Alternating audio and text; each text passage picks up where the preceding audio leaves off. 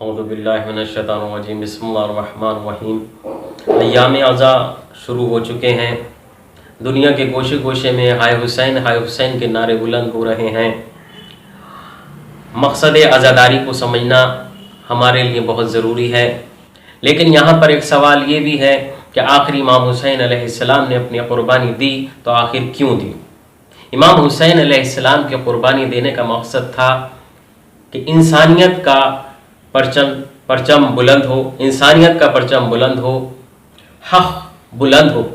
امام حسین علیہ السلام نے اپنے نانا کے دین کو بچانے اور اپنے بابا اور اپنے بھائی کی محنت کو کامیاب بنانے کے لیے اپنی قربانی کربلا میں دی۔ امام حسین علیہ السلام نے یزید کے سامنے اپنا سر نہیں جھکایا، اس لیے کہ امام حسین علیہ السلام پوری دنیا کو، انسانیت کو یہ سبق سکھانا چاہتے تھے کہ کبھی بھی کسی بھی دور میں اگر کوئی ظالم آپ کے سامنے آ کے کھڑا ہو جائے تو اس کے سامنے اپنا سر نہیں جھکانا، اپنے گھٹنے نہ ٹیکنا، بلکہ اپنا سر کٹوا دینا، لیکن ظالم کے سامنے اپنا سر نہیں جھکنے دینا۔ امام حسین علیہ السلام کی وہ ذات ہے کہ جنہوں نے ظالم حاکم کے سامنے اپنا سر جھکانا پسند نہیں کیا، بھلے ہی انہوں نے اپنی گردن کٹوانا گوارا کیا۔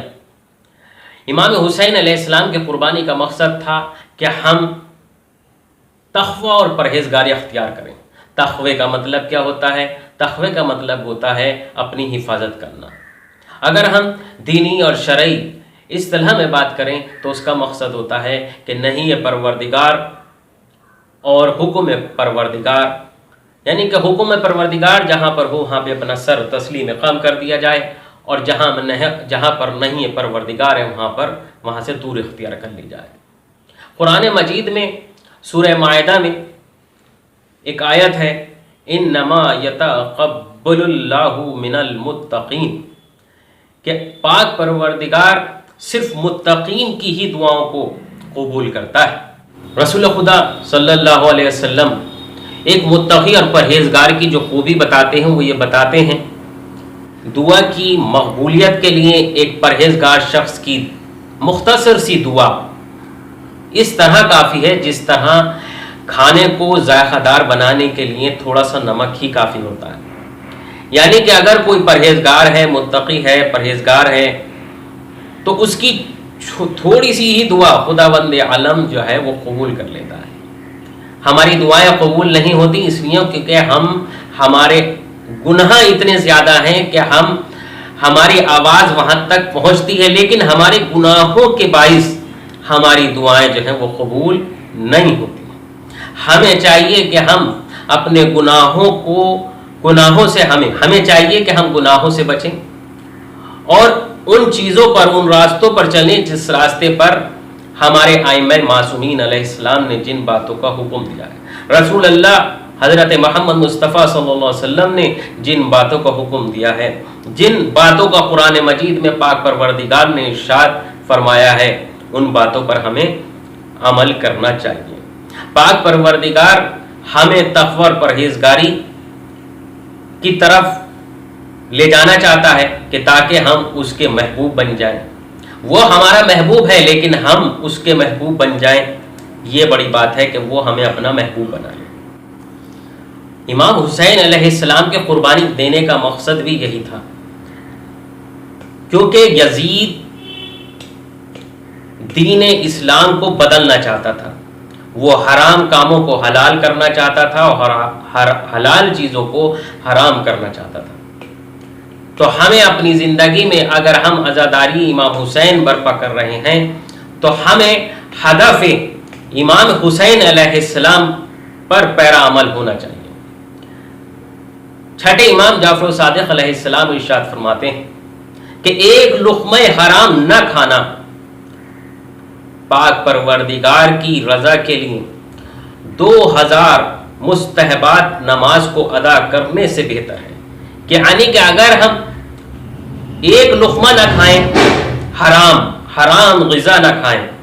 تو وہ اس سے کہیں زیادہ بہتر ہے کہ ہم 2000 رکعت نماز پاک پروردگار کی رضا کے لیے پڑھیں، اس سے کہیں زیادہ بہتر بتایا ہے۔ جبھی امام حسین علیہ السلام نے کربلا کے میدان میں جب خطبہ دیا تو امام حسین علیہ السلام نے ارشاد فرمایا کہ میں جانتا ہوں کہ تمہارے اوپر میری باتوں کا اثر کیوں نہیں ہو رہا، اس لیے نہیں ہو رہا کہ آپ سب کے شکموں میں، آپ کے پیٹ میں حرام غذا بھری ہوئی ہے، آپ بکے ہوئے ہو، آپ رشوت خور ہو۔ تو ہمیں چاہیے کہ اپنے اہل و عیال کو اور خود پرہیز رکھیں اس بات کا کہ ہم کبھی حرام نہ کھائیں، چوری نہ کریں، رشوت نہ لیں،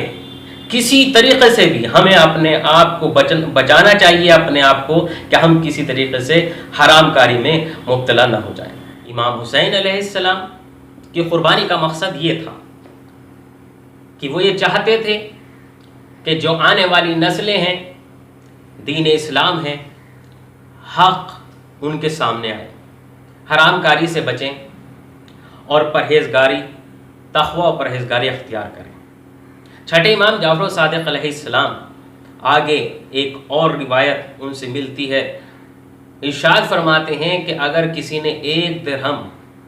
پاک پروردگار کی خوشنودی کے لیے، جس کا حق ہے، کسی سے ادھار لیا 1 درہم، اس کو واپس، اس کی امانت کو اگر واپس کر دیا تو مانو کہ اس نے 70 حج قبول کروا لیے، مقبول، جو قبول ہونے والے 70 حج ہیں اس کی برابر اس کو اجر و ثواب ملے گا۔ تو ہمیں سوچنا چاہیے کہ جو اگر کسی کا حق ہمارا پامال، ہم کسی کا حق لے کر غصب کر کے بیٹھے ہوئے ہیں تو ہمیں اس کا حق واپس کرنا چاہیے، چوری نہیں کرنی چاہیے، ہمیں تقوی اور پرہیزگاری اختیار کرنی چاہیے۔ آج ہم عزاداری، ہم امام حسین علیہ السلام کی عزاداری میں مصروف ہیں۔ ہمیں چاہیے کہ ہم ہر ایک وہ کام کریں جس مقصد سے امام حسین علیہ السلام نے قربانی دی ہے۔ آج تک ہم نے عزاداری اس لیے کی کہ ہمیں کچھ امام حسین علیہ السلام ہم سے خوش ہو جائے، پاک پروردگار خوش ہو جائے۔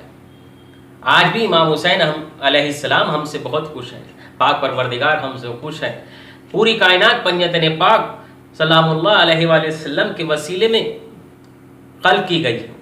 لیکن ہمارا بھی تو فرض ہے کہ ہم اس پیرامیٹرز پر اپنے آپ کو لے کے جائیں جن پیرامیٹرز پر